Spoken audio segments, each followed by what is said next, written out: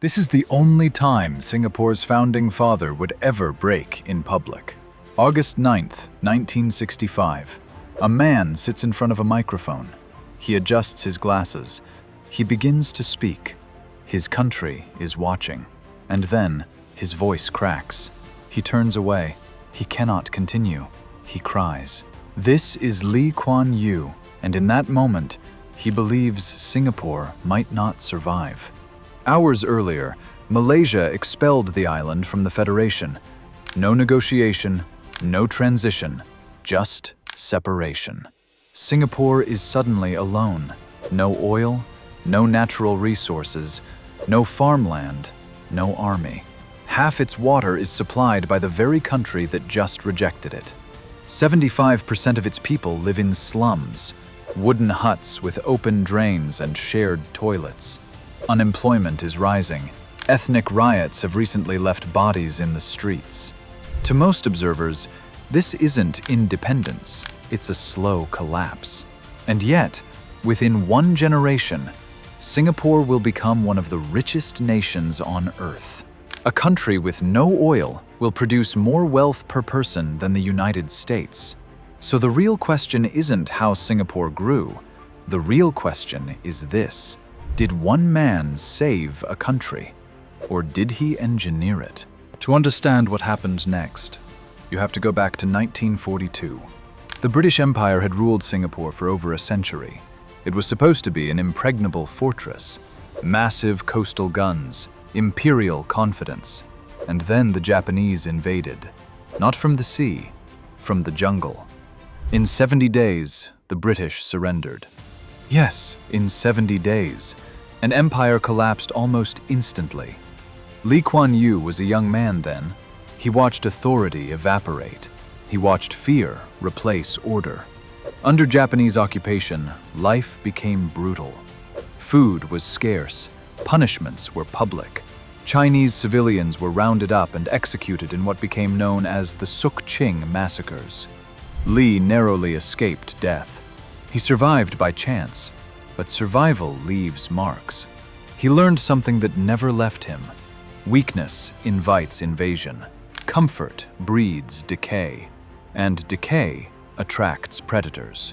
From that moment forward, Lee never trusted comfort. He never trusted optimism without discipline. He never trusted that someone else would defend him. Years later, when Singapore was expelled from Malaysia, that memory returned. He would not let his country become another collapsed fortress. He would build a structure, even if it meant control. In 1965, Singapore is alone. In private meetings, the question is simple. Which crisis do we solve first? Lee's answer: all of them, simultaneously. Because delay equals vulnerability. First, recognition. If the world does not recognize Singapore, it disappears. Within weeks, Singapore entered the United Nations. He co-founded ASEAN with neighboring countries, not because of friendship, because of necessity. Regional cooperation reduces isolation. At one point, after earlier tensions with Indonesia, Lee travels personally to stabilize relations. He bows at graves. He absorbs humiliation. Because pride is expensive. Survival is cheaper. Then, defense. Singapore has no real military. The British are leaving. Neighbors are larger. So Lee introduces national service. Every able-bodied male will serve. He quietly turns to Israel for training doctrine. Within years, Singapore had a functioning defense force. The island becomes poisonous to swallow. Not aggressive, but costly to attack. If you cannot defend yourself, no one else will. Finally, water. Half of Singapore's water flows from Malaysia. What if the tap is turned off? Then Singapore reduces its dependency. Reservoirs expand. Rainwater systems grow. Desalination research begins. They cannot eliminate vulnerability overnight, but they eliminate helplessness. Survival stabilizes the island. Now he must build prosperity. Most developing countries in the 1960s chased self-sufficiency. Lee rejected it. Singapore was too small for ideological pride. Instead, he chose openness, but on strict terms. Make Singapore irresistible to global business. First, Jurong, the gamble. On the western edge of Singapore lay swampland, Jurong. Many called it useless. Lee decided it would become an industrial engine.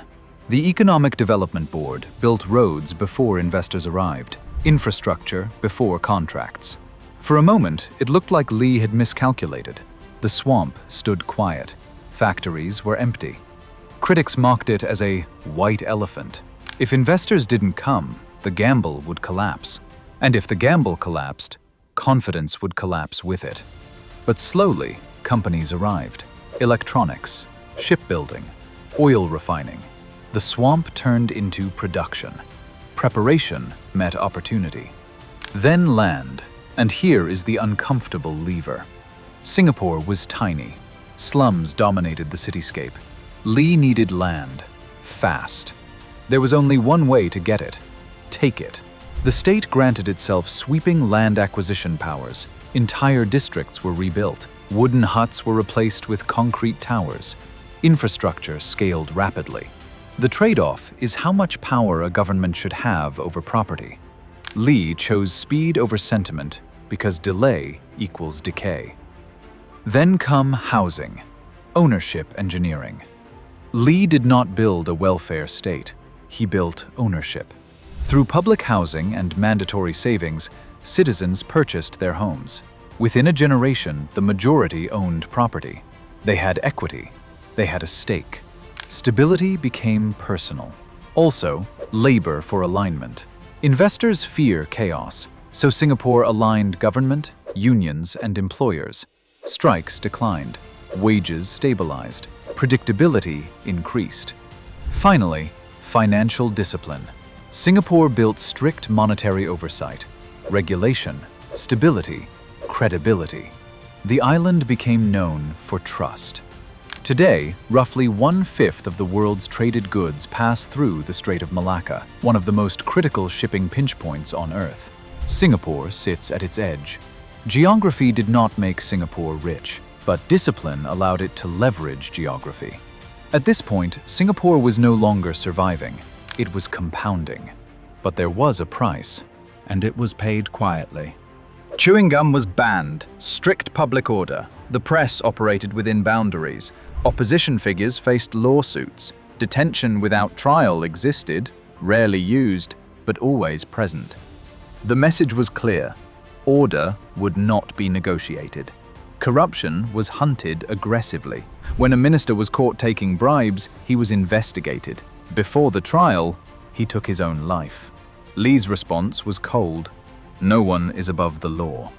For decades, Singapore has ranked among the least corrupt countries in the world, often in the top 5 globally. Lee did not govern for popularity. He governed against fragility. But critics asked, is prosperity worth constrained freedom? Was this leadership or controlled engineering of society? By the 1970s and 80s, Singapore moved beyond stabilization. It began compounding. State investment entities managed national assets professionally. Changi Airport opened as a world-class airport. The port expanded globally. Education reoriented toward global competitiveness. Students began topping international rankings. Foreign leaders studied the model. Deng Xiaoping visited. Even intelligence agencies tested Singapore's defenses. At one point, the CIA attempted to recruit within Singapore's intelligence apparatus. Lee exposed the attempt publicly. He demanded compensation. Washington paid. The small island was no longer fragile. It had leverage.